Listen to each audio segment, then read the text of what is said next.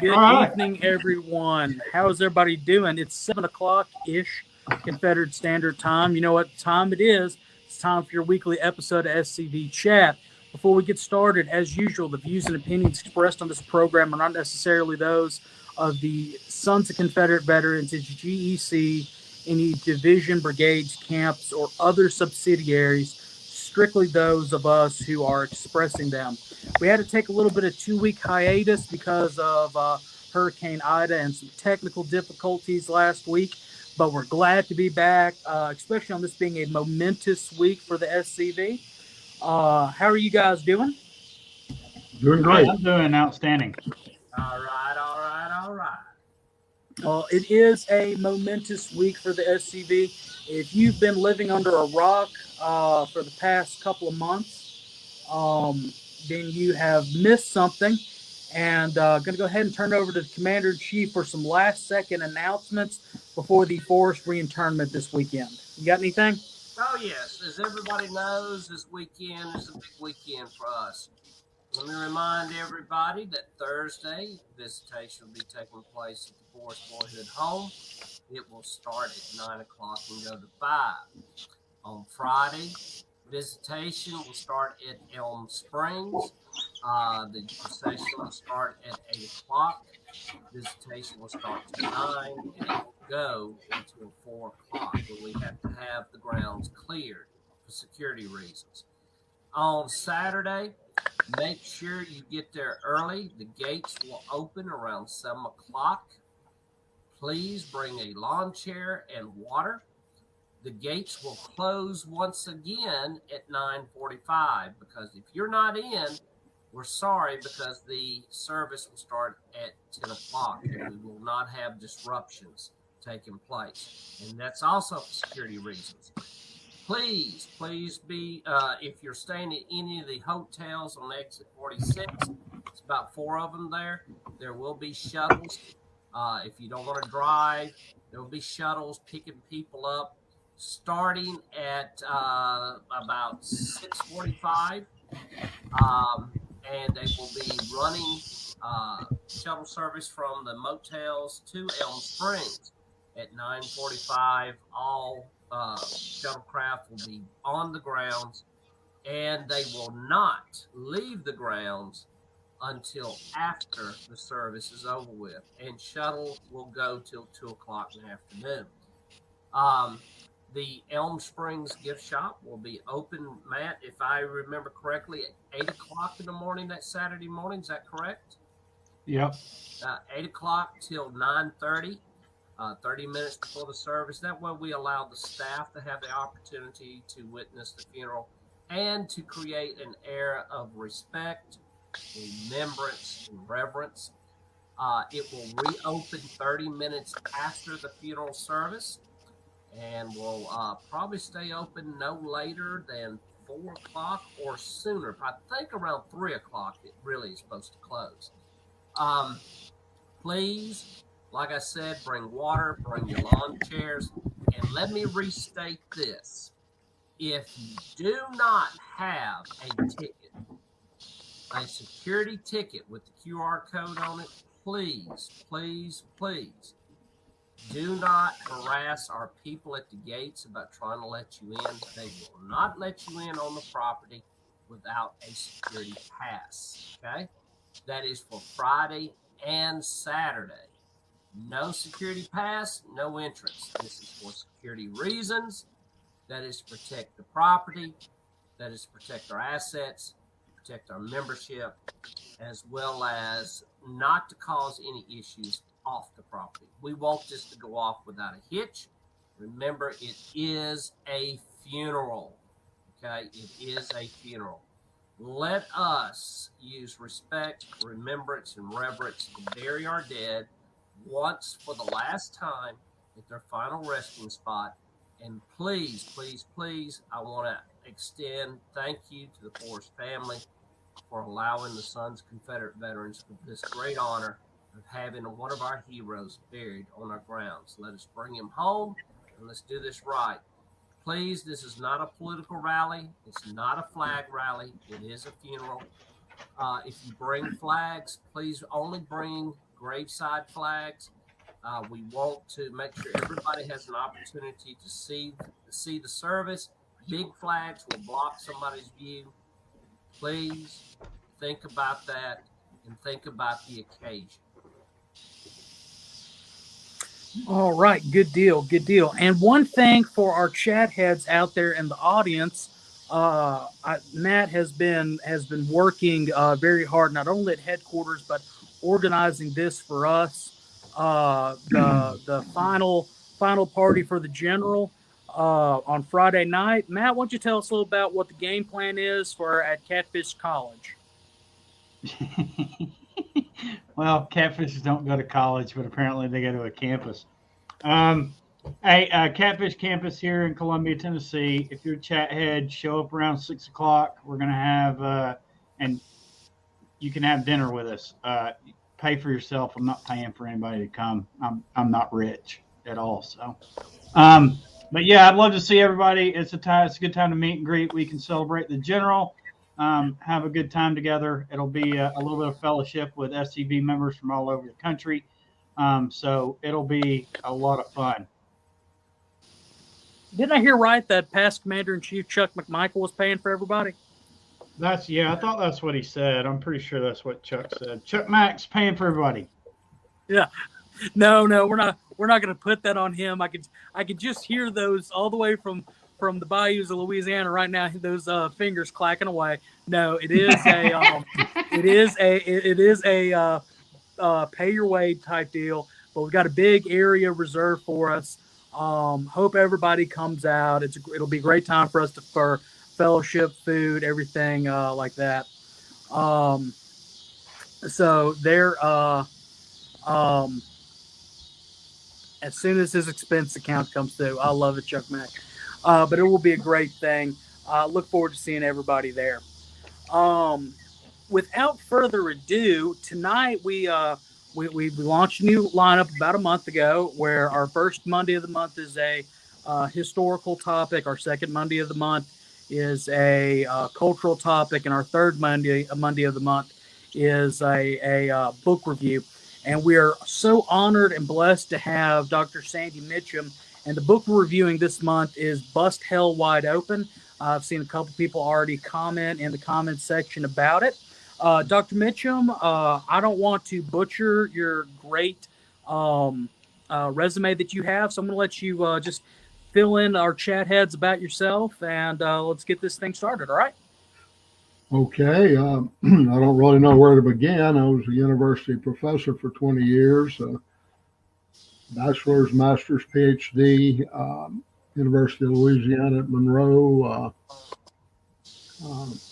University of Tennessee is where I got my doctorate, attended North Carolina State.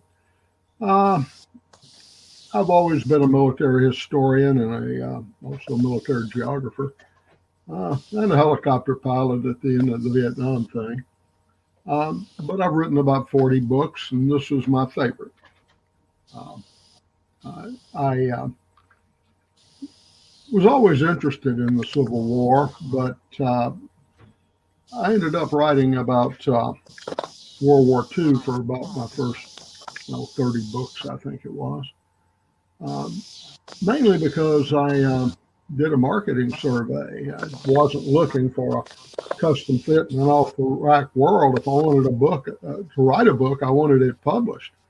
And when I first came up, the War for Southern Independence wasn't selling. But the movie Patton had recently come out. There was an upswing in interest in World War II. And I decided to write a book about Field Marshal Irvin Rommel, the Desert Fox.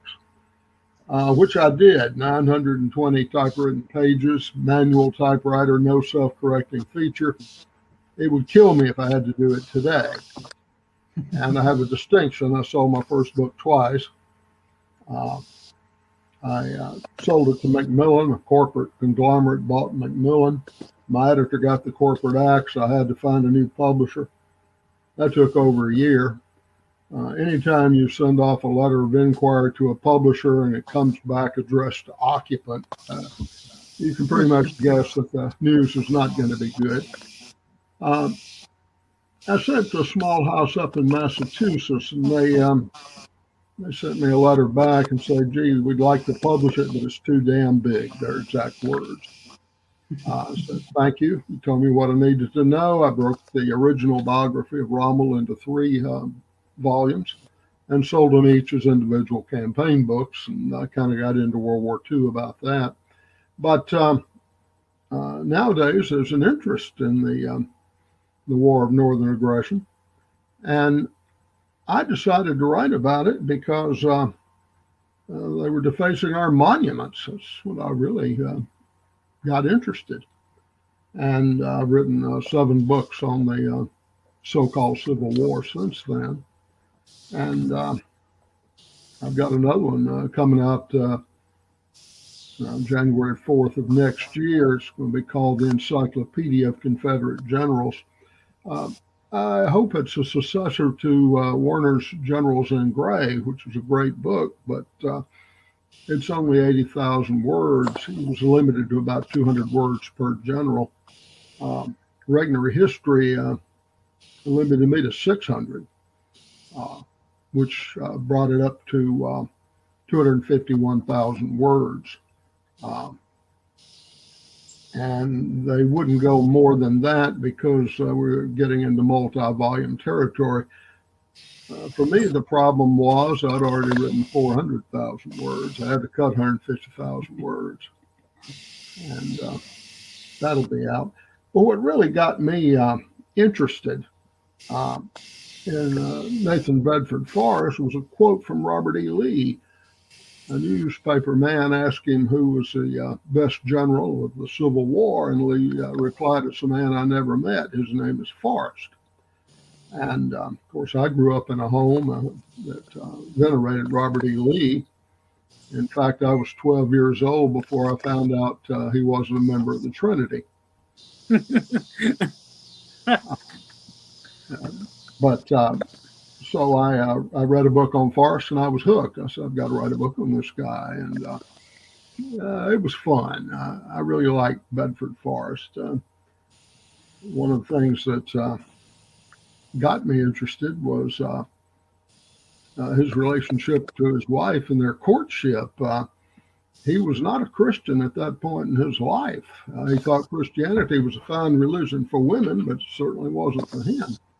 And I went through a heathen phase, and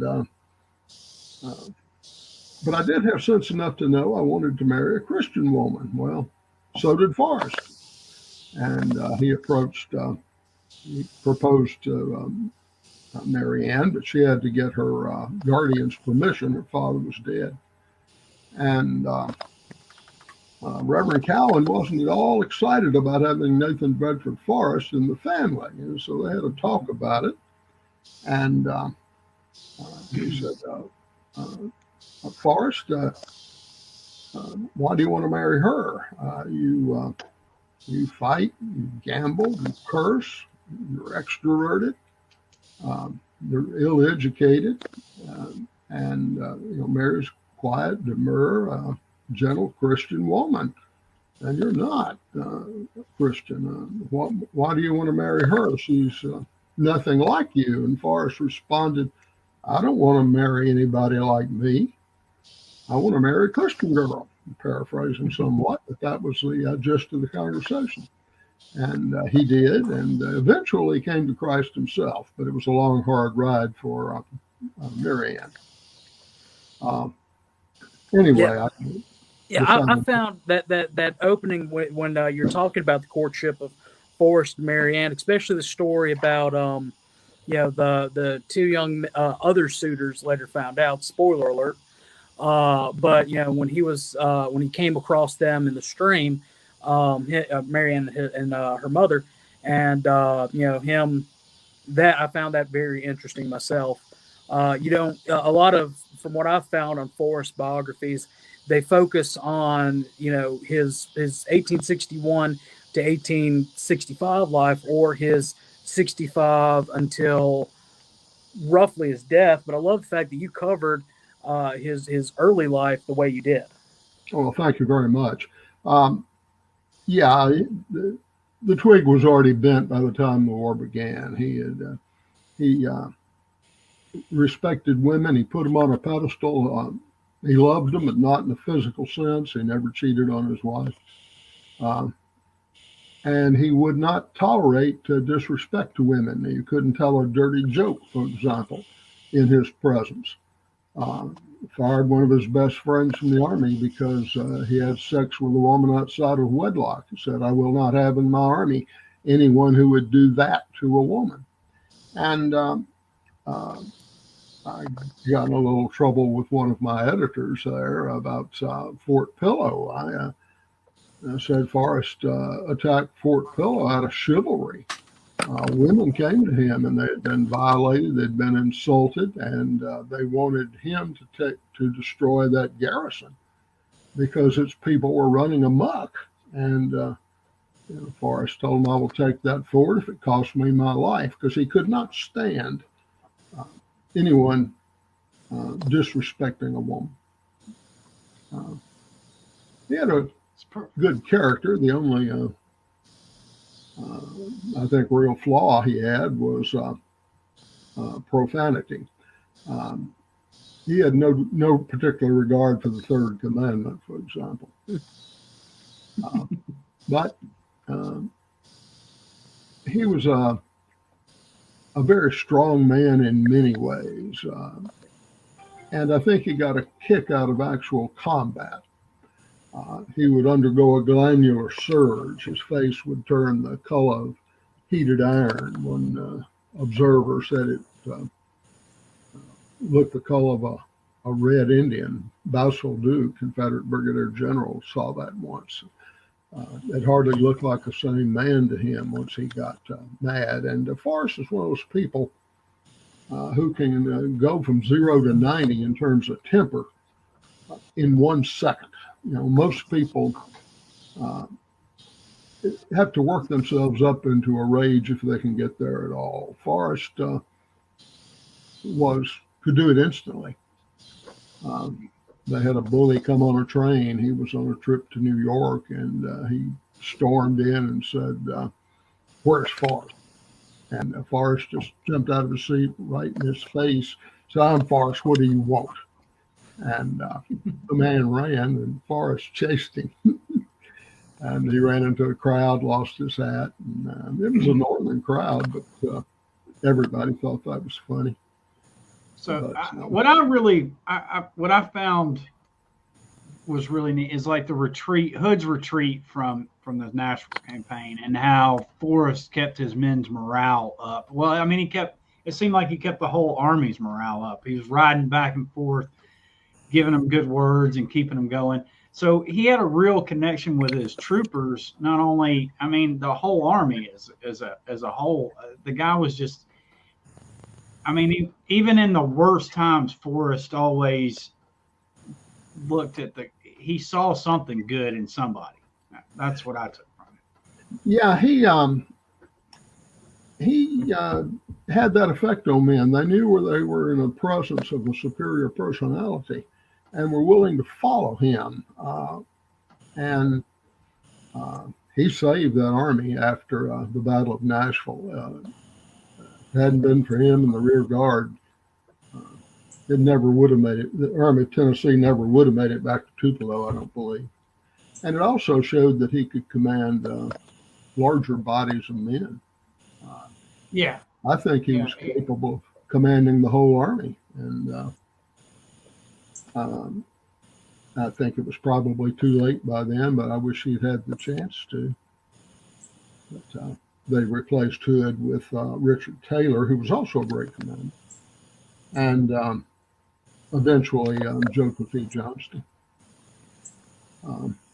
which I don't have a lot of people have a high opinion of Johnston. I do not.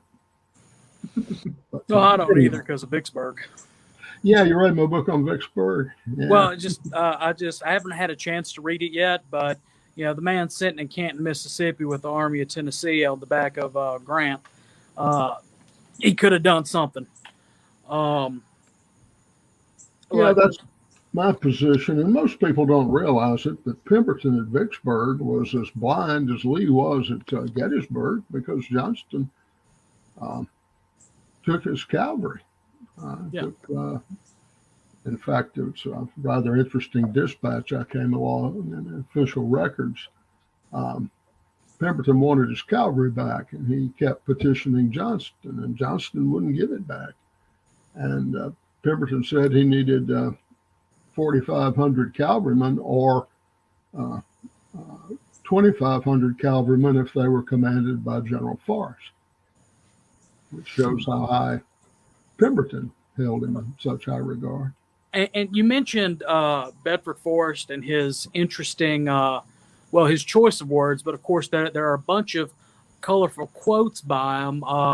Casey Weber asked, could we get the story of the quote, "No damn man kills me and lives"? Casey's evidently only heard the story once. That happened right down the street from where I live right now. You might could tell us more than me. No, there was a lieutenant who had a trigger temper too, and Forrest thought he had committed an act of cowardice and transferred him. And this lieutenant wanted the orders either revoked or reworded to remove the suggestion that he was a coward, and Forrest wouldn't do it. And one word led to another. They had a meeting outside Forrest's office, and the lieutenant went for his gun, and Forrest grabbed his hand, and they struggled. Forrest went for his penknife, and the lieutenant shot Forrest, and Forrest stabbed the lieutenant. And the lieutenant fled, and Forrest was examined by a couple of doctors. One of them said it wasn't a serious wound, he would recover. The other one said it was a fatal wound, and that's when Forrest said, "No damn man kills me and lives," and he went out hunting the lieutenant and chased him, and the guy was badly wounded, and he fell into some grass, and Forrest thought he was going to die, so he left it alone. And he eventually did die, the lieutenant. The other thing that I've one of my favorite, besides Joe Johnston, my other kind of least favorite Confederate general is Braxton Bragg. Oh, God, he's my least favorite of all. And Bragg and Forrest did not get along, did they? They didn't. Bragg was, I'll say something positive about Bragg. He was a great training officer. He commanded at Pensacola initially, and some of the Confederate regiments coming out of Pensacola were the best in the Army. But he commanded a corps at Shiloh, did a mediocre job, and Jefferson Davis nevertheless promoted him to command of the Army of Tennessee, and that was disastrous for our cause. Of course, one historian, when Bragg was a captain, he commanded a battery of artillery in the Battle of Buena Vista and helped save the 1st Mississippi Rifle Regiment, which Colonel Jefferson Davis commanded. And one of the things he would yell was, "Double shot your cannon, Mr. Bragg," and they cut down the Mexicans. Santa Anna had 20,000 troops. Our commander, General Zachary Taylor, had a little over 4,000. Jefferson Davis saved the day. He was critically wounded. And he was very grateful to Captain Bragg for what he did. The artillery mowed down the Mexicans by the score. And he had a great, sense of loyalty to Bragg, and it was misplaced. He kept him in command long after it was evident to many people that Bragg was not capable of commanding an army successfully. I found out something interesting the other day. Davis also appointed Bragg's brother Attorney General of the Confederacy in 1862, Tom Bragg.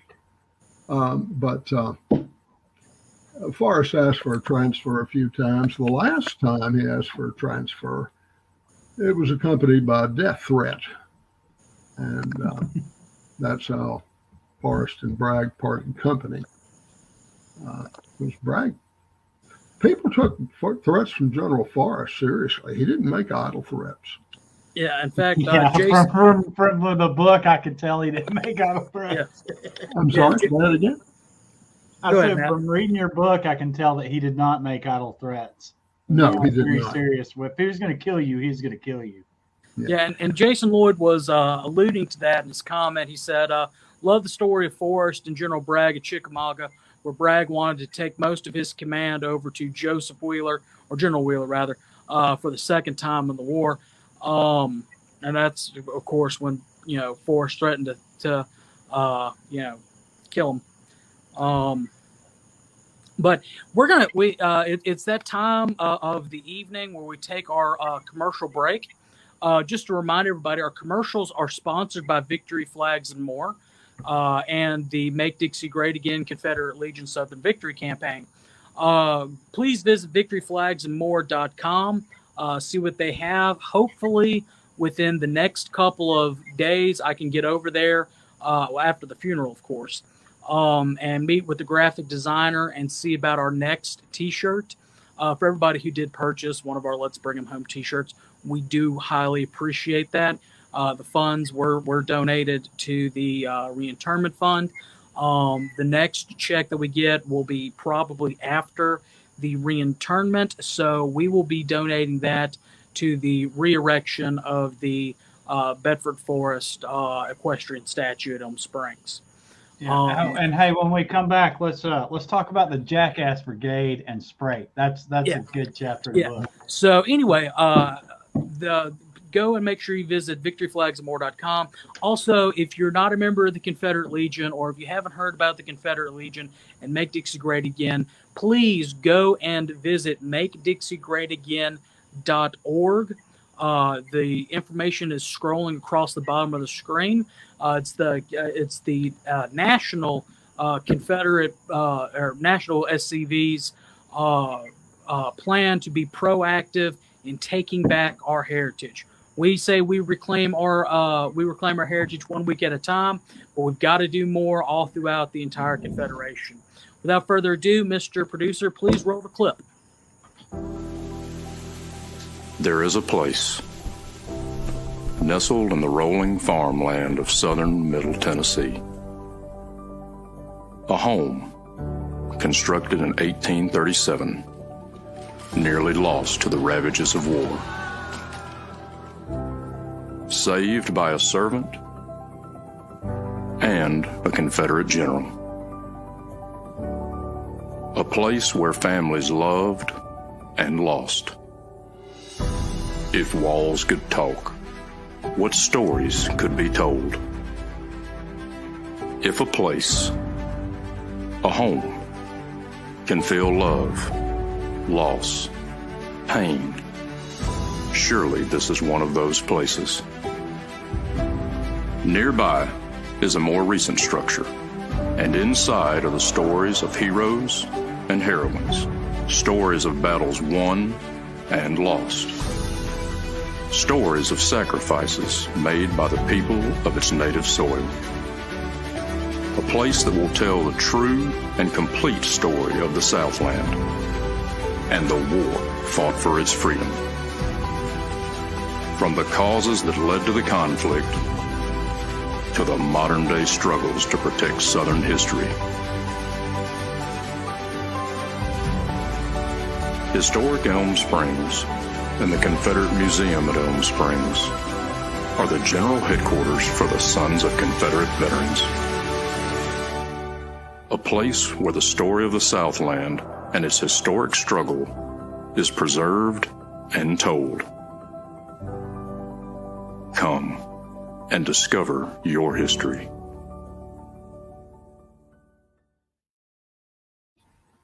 And a perfect time to come and discover your history is this weekend, where the reinterment of Bedford Forrest is going to happen. Of course, we do thank our good friend Daddy Moose, Forrest Dawes. Yes, there is a reason his name is that, and it is because he's named after the general. But we do appreciate his work on recording that. Lieutenant Commander in Chief Jason Boshears for having that done, and of course Jamie Matthews, the guy who shot that ad. If you want to see that ad, as well as the other SCV ads, you can go to MakeDixieGreatAgain.org. They're on there. Please, at least once a month, if you can, have your camps, have your brigades, have your divisions. You yourself share those videos out. We have a potential to reach over 25 million people using social media. All it takes is 2 seconds to get our story out there and share it. So, yeah. Anyway, so Matt, the Jackass Brigade. I think we had so that's one of my favorite chapters of the book.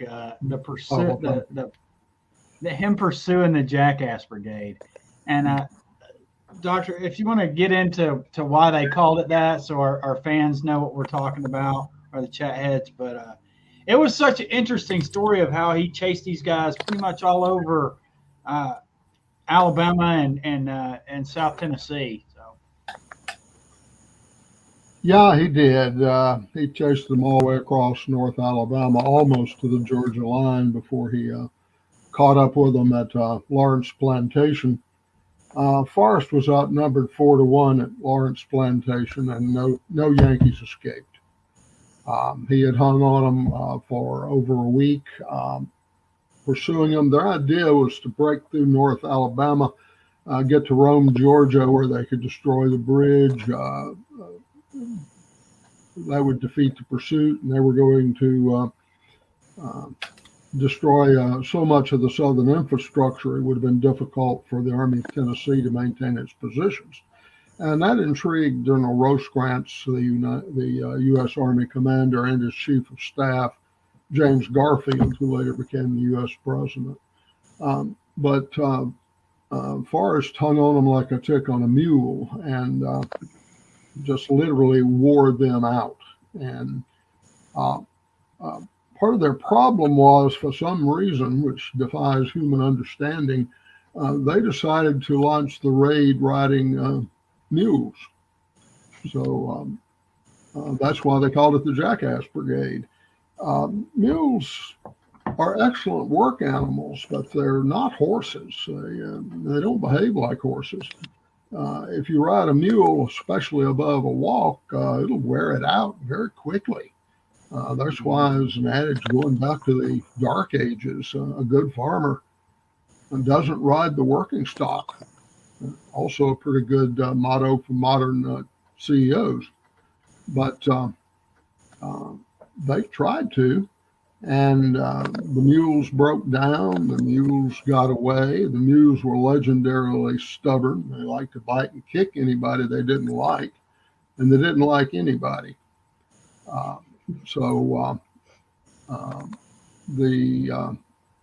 They were down to just a couple of hundred mules by the end of the campaign. They started out with 1,500.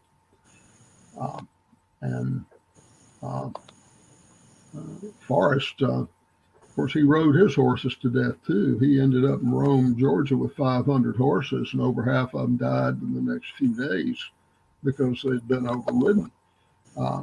But, it's a sacrifice he had to make because he felt like he couldn't let the Yankees get to Rome, Georgia. Where was it where who gave him King Philip? Was that in Rome? No, that was later. They gave him a real nice horse. Name escapes me, but that horse was killed at Chickamauga.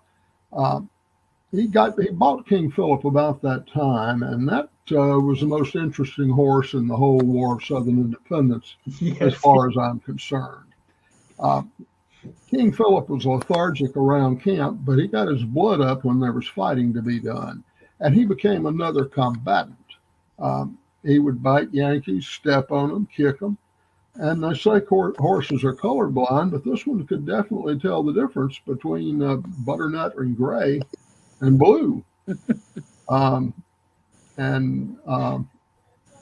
the war, Forrest took him home. He was the only horse Forrest had that survived. And took his saddle off and said, no saddle will ever touch his back again. But that didn't prevent his wife, Mary Ann, from using him as a carriage horse, which one author said was an indignity. But Mary Ann and 2 or 3 of her friends were having a shopping trip in Memphis after the war, and they were having a very pleasant day until King Philip looked down the sidewalk and saw a platoon of Memphis police recruits forming up. They were not Yankees, but they had on blue uniforms, and King Philip wasn't aware the war was over.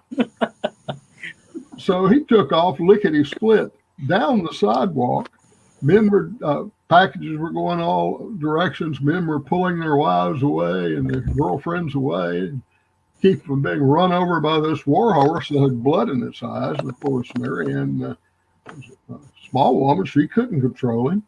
And the policeman looked down the sidewalk and saw his horse charging him. They took off, ducking behind water troughs and running through alleys, and had policemen running in all directions.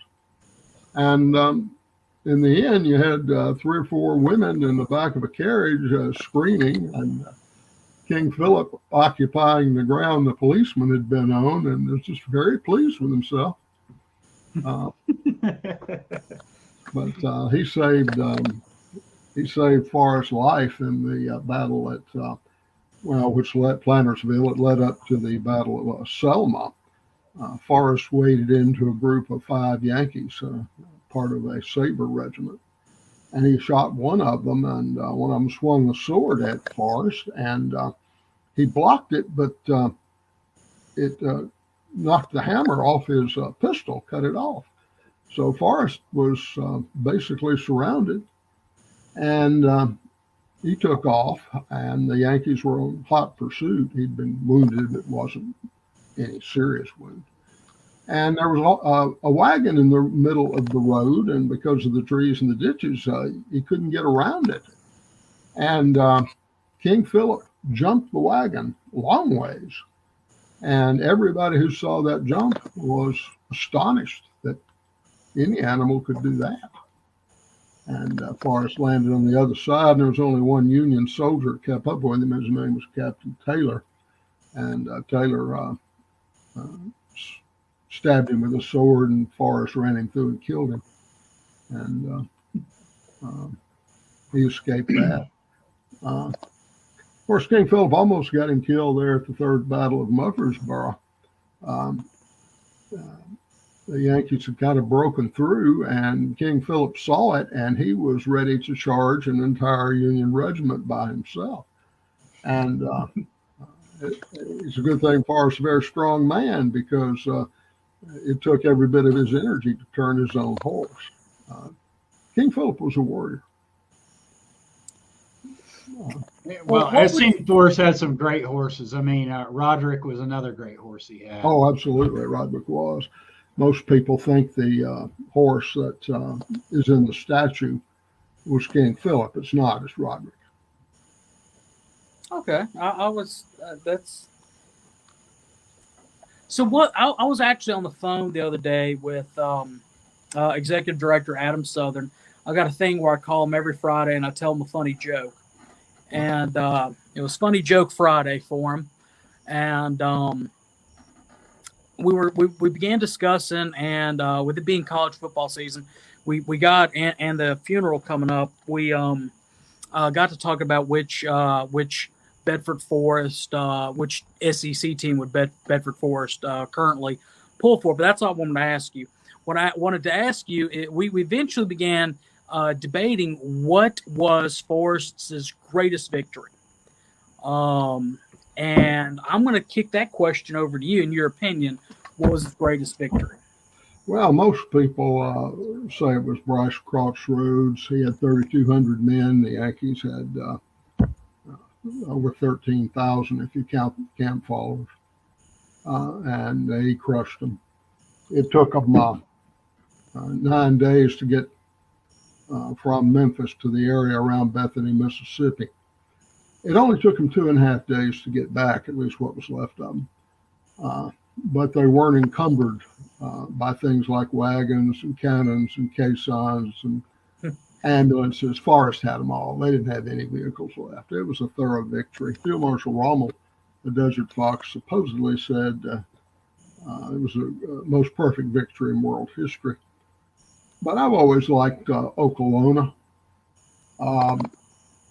The Yankees picked the Green Berets of the Union Cavalry on the Western Front, the best men, 7,000 of them. They gave them the best horses. They gave them the best rifle. Arguably at that time was the best rifle was considered the Sharp's carbine. And they gave them an extra set of horseshoes. The only wheel vehicles they had was ambulances and 20 guns. And Forrest met this elite force of 7,000 men with 2,500 men, mostly recently recruited. But 600 of these guys were unarmed. And Forrest put them in the line anyway. He said, I know you can't shoot, but you can yell. And don't worry, you will have your pick of plenty of fine Union rifles shortly. And he did. He outnumbered almost 3-1 with newly drafted, newly recruited men mostly. He routed General Suey Smith's entire elite cavalry force, captured all its vehicles, and chased it for 11 miles.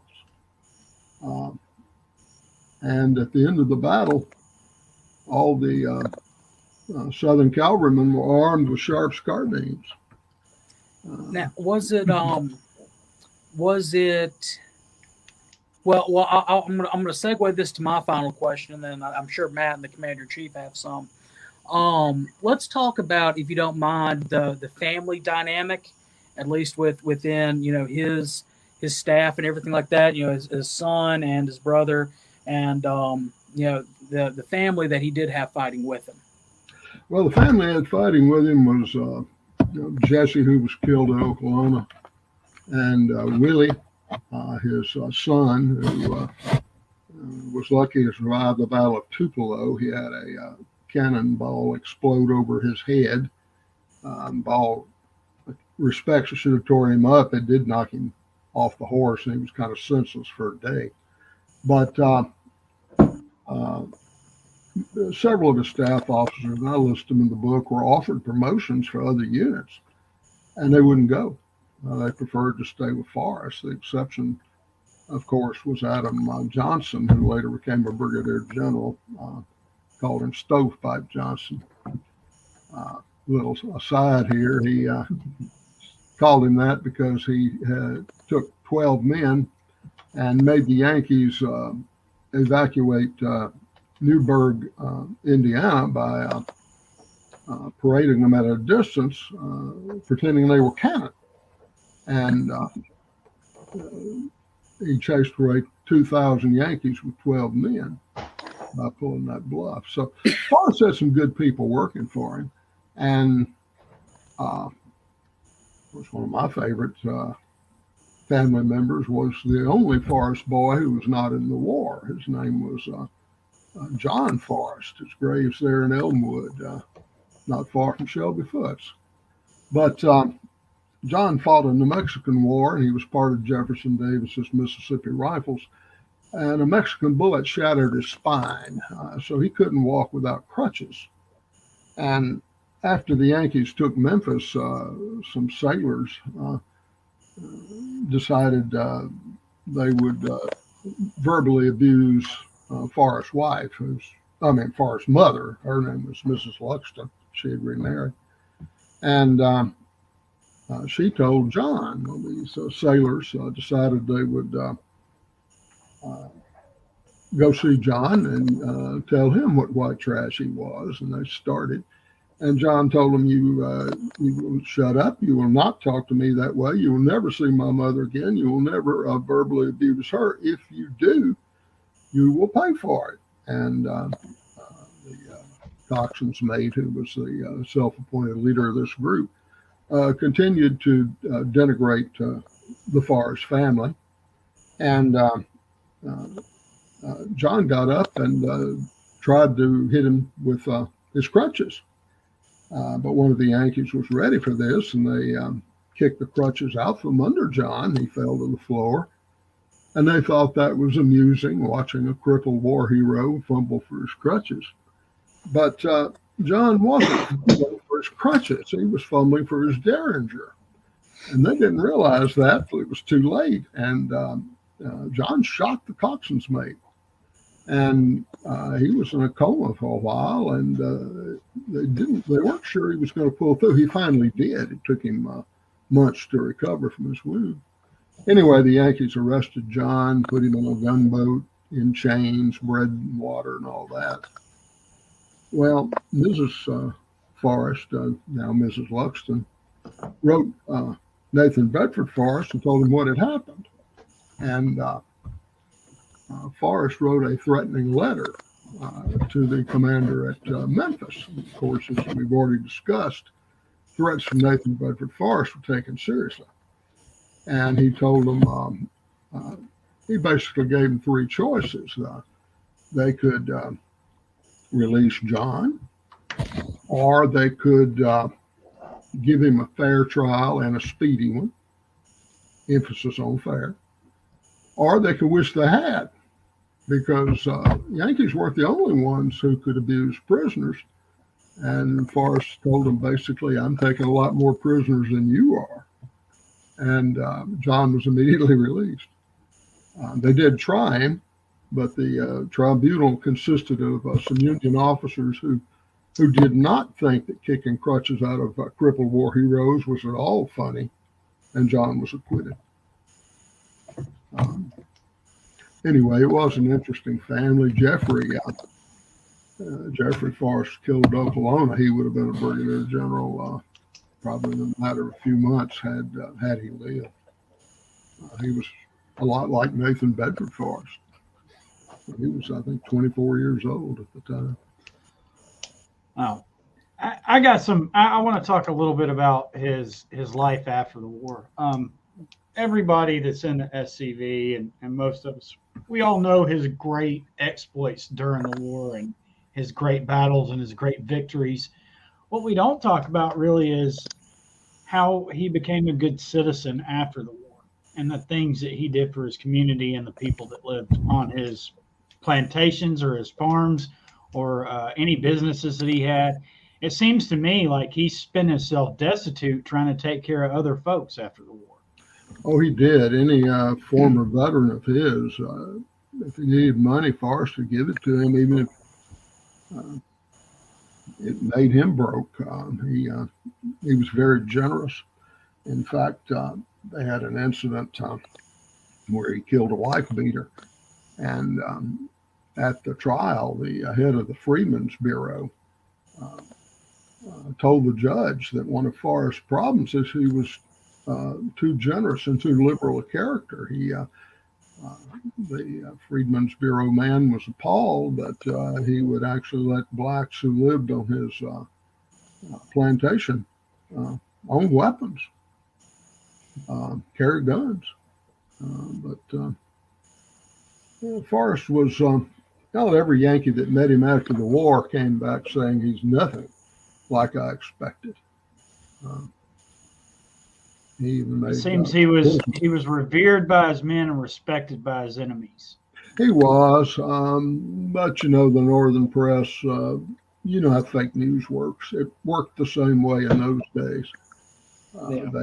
They accused him of all sorts of things. The Fort Pillow massacre, for example. Of course, there was no massacre at Fort Pillow. There may have been some people shot who shouldn't have been. You can call that an atrocity, but you can't control all your men all the time. I've always said that, that's coming from people who've never been in combat or never been to war that say those things like that. So, and let me, speaking from experience, if you've never been there, you can't judge it. So that's true. And the people that were really shot were down below the bluff. Forrest was on top of a bluff. He'd captured some Union cannons. there were some Union gunboats in range, and he was trying to get the cannons turned around and operative and fire on Union gunboats. And some of his boys got out of control.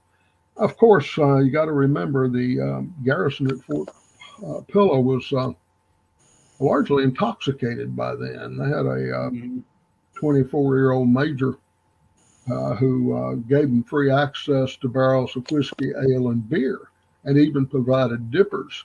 The idea to get drunk, you have more courage. Well, the reality is you get drunk, you have less discretion.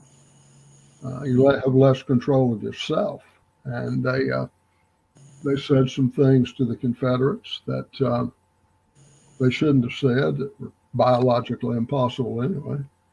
And the rebels didn't think that they had any business using black troops to begin with. They thought it was immoral. And they certainly were in no mood to be insulted by these people. And they did get out of control. One point often missed, in my opinion, is that there were the Confederate deserters who were in Fort Pillow fared less well than the African American troops. And there are 64 known deserters at Fort Pillow. And I think all but 17 of them were shot. Most of them in the back of the head. They were sort of spared a long trial, if you will. Well, and one thing I think a lot of people forget as well is that, you know, the white troops that were there were predominantly Tennesseans. And as you mentioned earlier, you know, you get Forrest and as well as his men hearing about the atrocities leveled against the civilian population in the area, and then you throw in the fact that they were drunks and everything else. You got you're sitting on a powder keg. Oh, absolutely. And part of the problem was Forrest didn't follow his usual practice of going in with the first wave. He had conducted a reconnaissance, and it required him to go too close to the Union garrison. And he had 2 horses shot and killed out from under him. And a falling horse is a traumatic event for the rider. He had been bruised, he'd been injured, and his 3rd horse was shot, but it didn't perish. But he wasn't in the best physical condition when the troops went in, so he stayed behind about 20 minutes. And when he went in, he stopped the fighting. Actually rode between some of his men who were about to shoot some black troops and the intended victims who were trying to surrender. So he saved their lives. And the only reason you hear about the Fort Pillow massacre, it was written by a reporter who was in Knoxville, Tennessee at the time, on the other side of the state. Most of the story was made up out of whole cloth.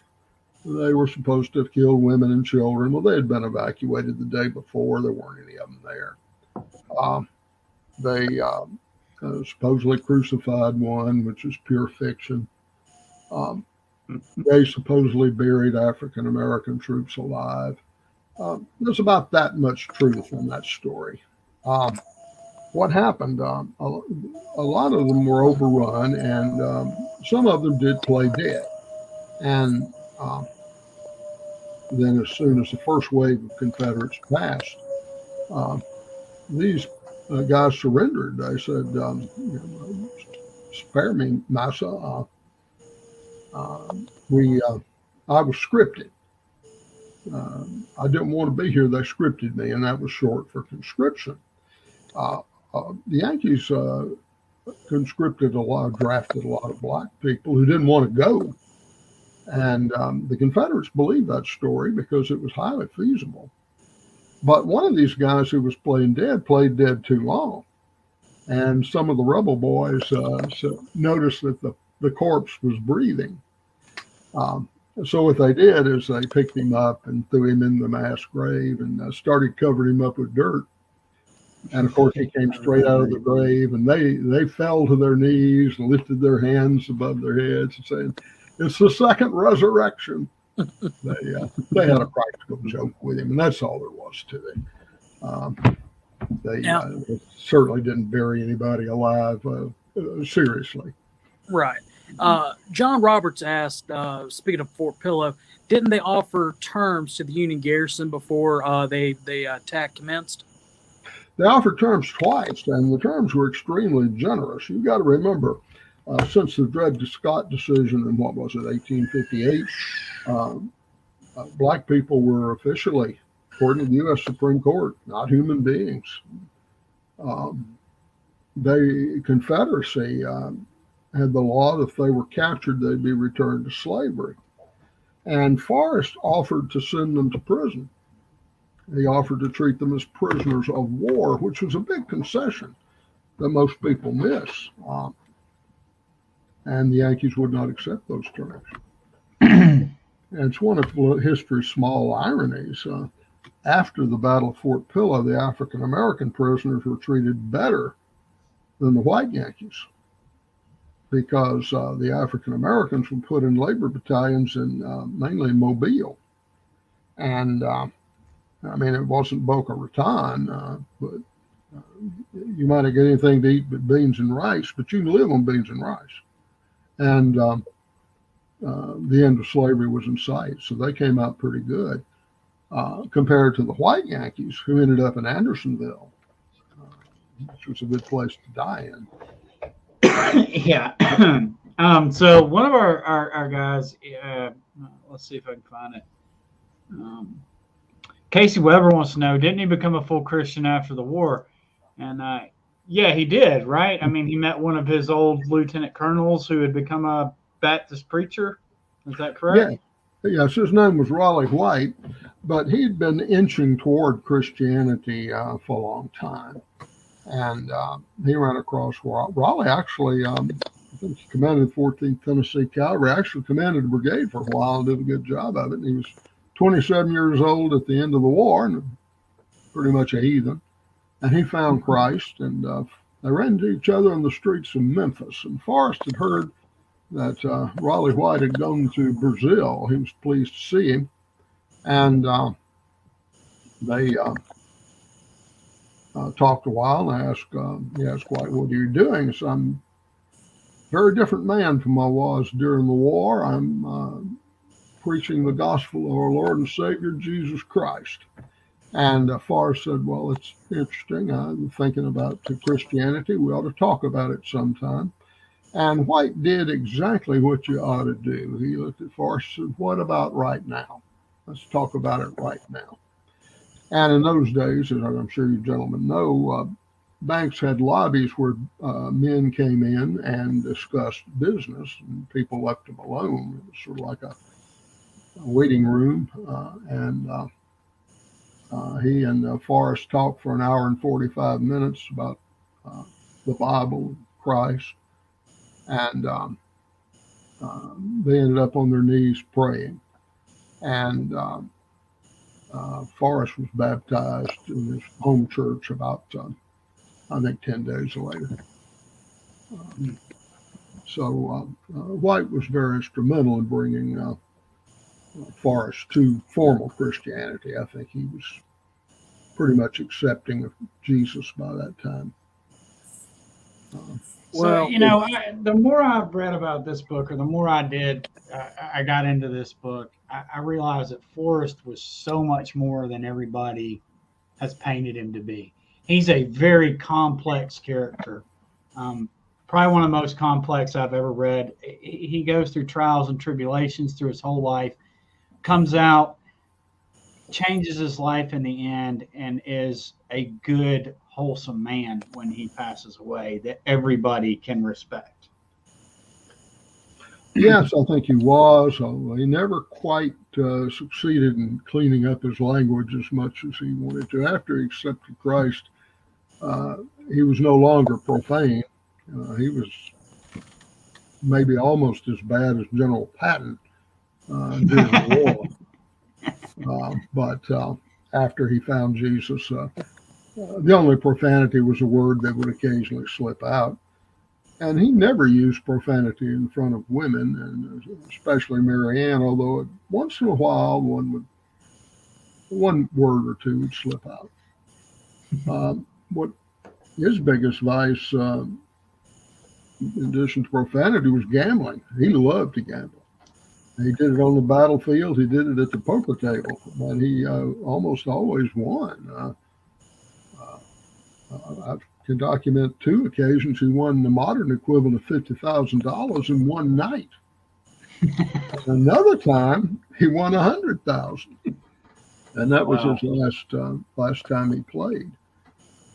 He had signed a note for somebody, and the friend defaulted, and he couldn't pay the note, and it fell back to Forrest. It was $2,500 note. That's $100,000 today. And Forrest had $10. And he decided he would go out and win that $2,500 that night. And Mary Ann tried to talk him out of it, but that was the only place she had no influence over him, was the gambling table. He'd go out and gamble anyway. And he, as he left, he said, "Wish me luck." And Mary Ann said, "I most certainly will not. I will be on my knees the entire time you're gone, my Bible in my hand, praying for your eternal conviction."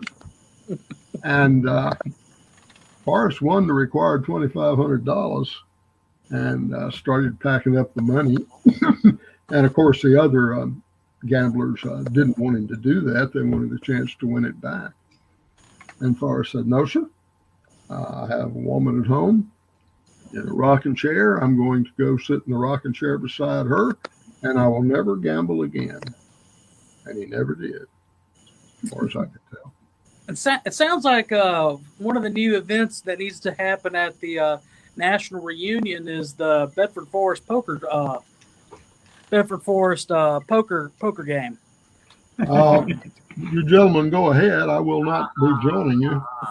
I played poker, and one night I had a lucky streak, and I broke even.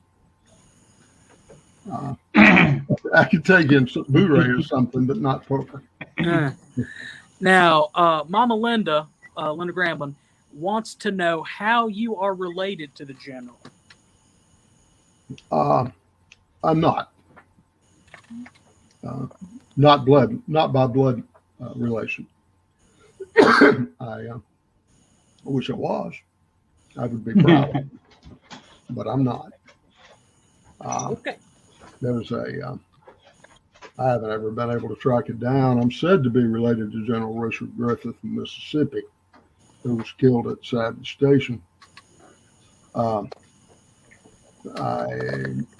But they're a family myths, and I'm not sure whether it's true or not. I did find a picture of General Griffith, and he looked like me when I don't have a beard.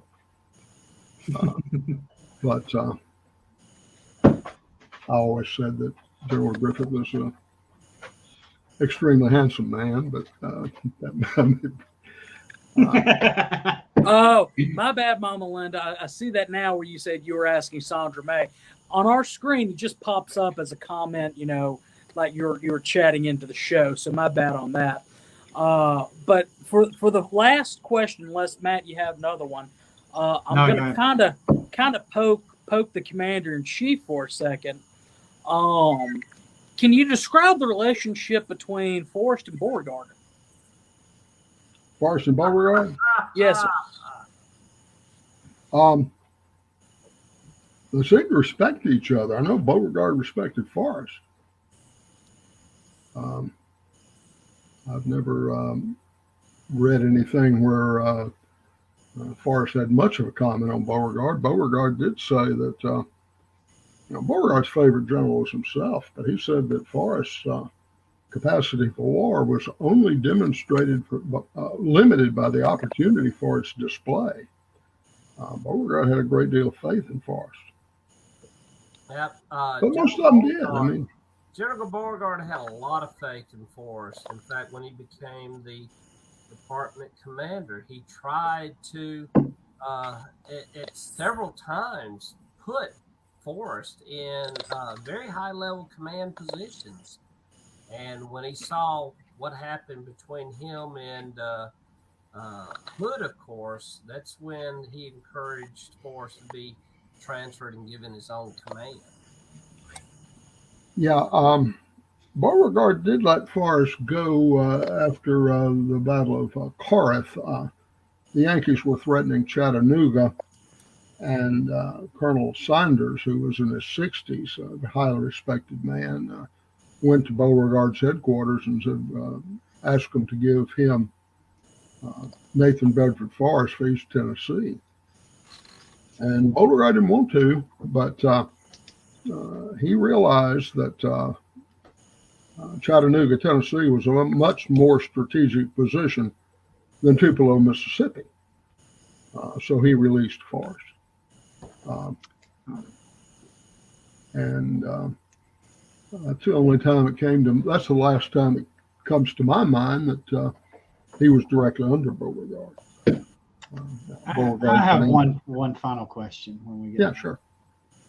So, I mean, you wrote this book, so you were kind of in the mind of the general for a while. You definitely explained his life to the T. What do you think General Forrest would say about today's events going on, our current events? My friend, I think if he said what he thought about today's events, your ears would bleed.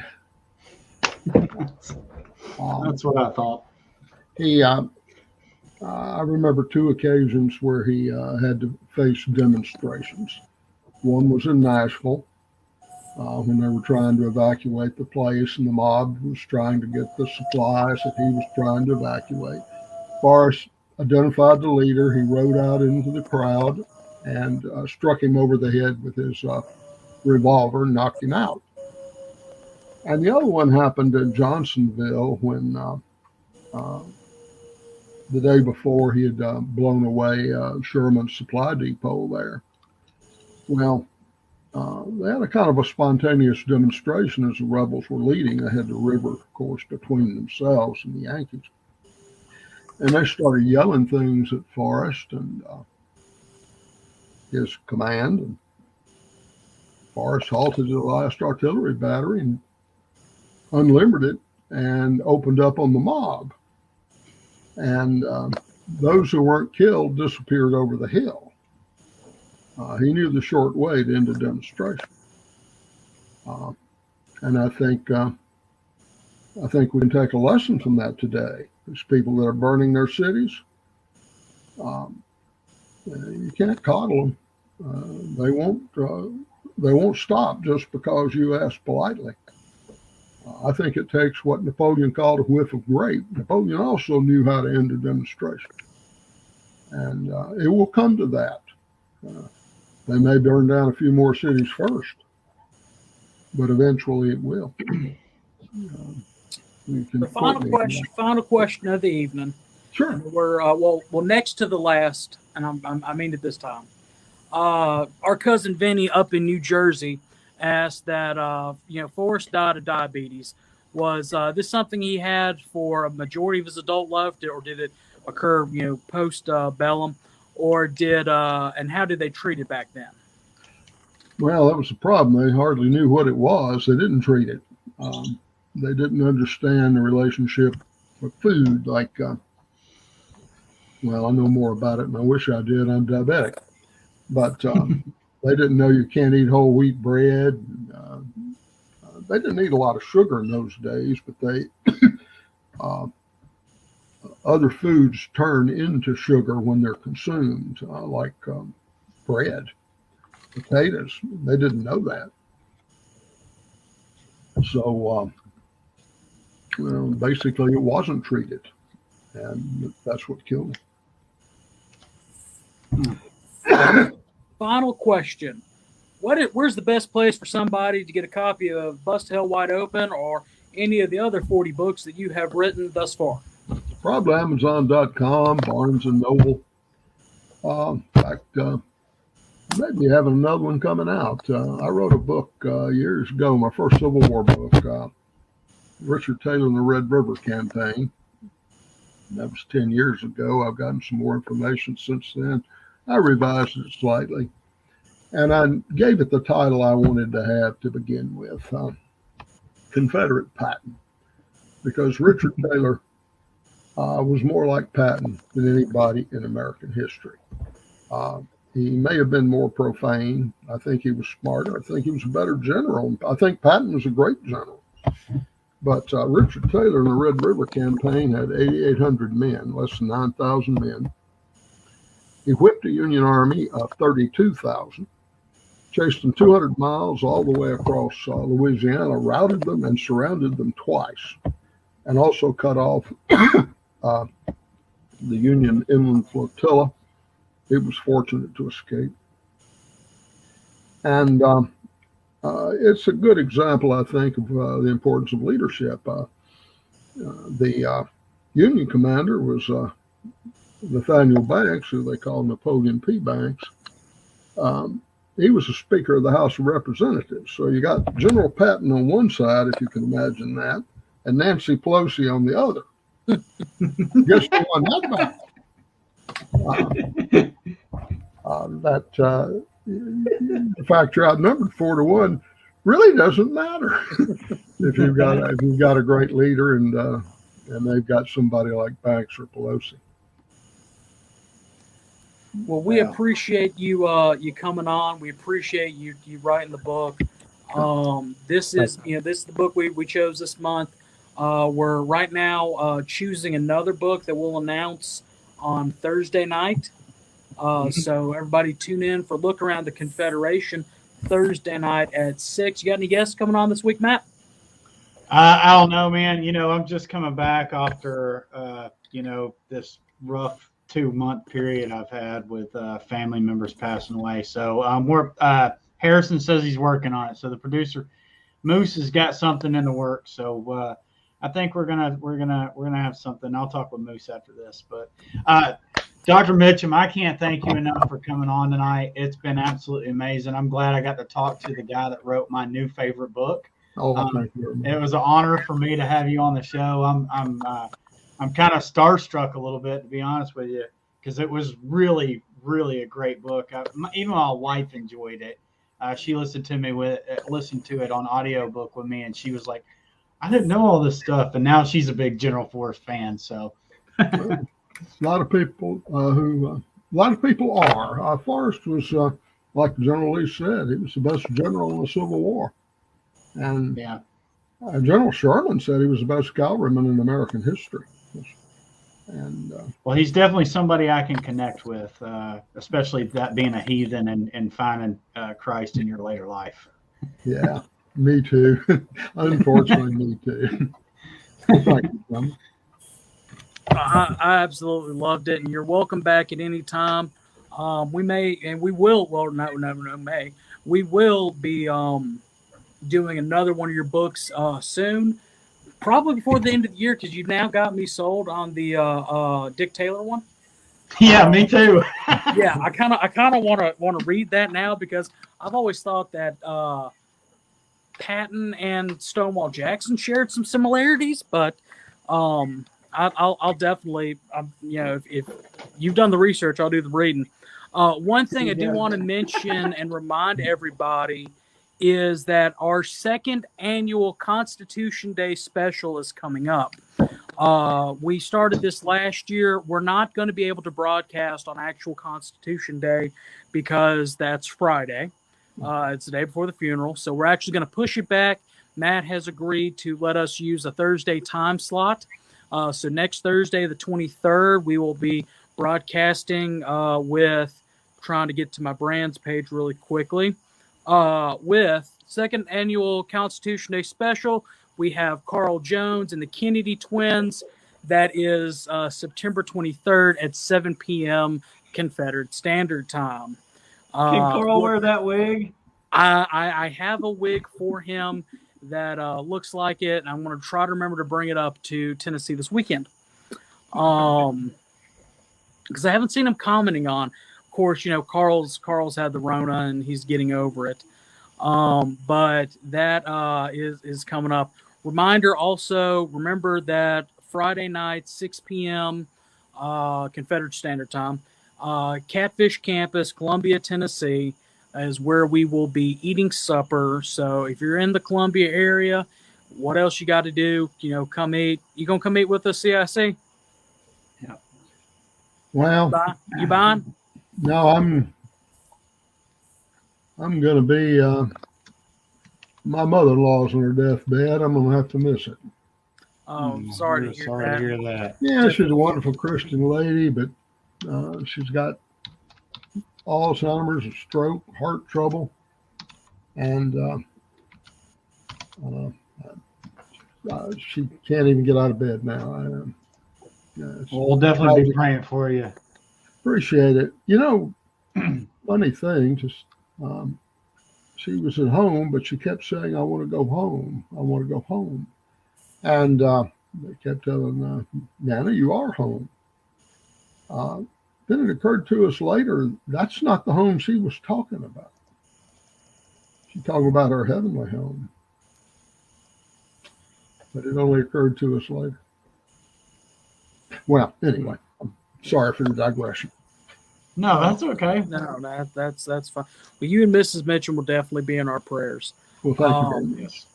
But anyway, it's about that time for us to sign off. So until Thursday. There's the address. I posted the address. Remember, in the words of Harold Philpotts, no fumar, in the elevator. In the elevator. All right. Rare Night, y'all.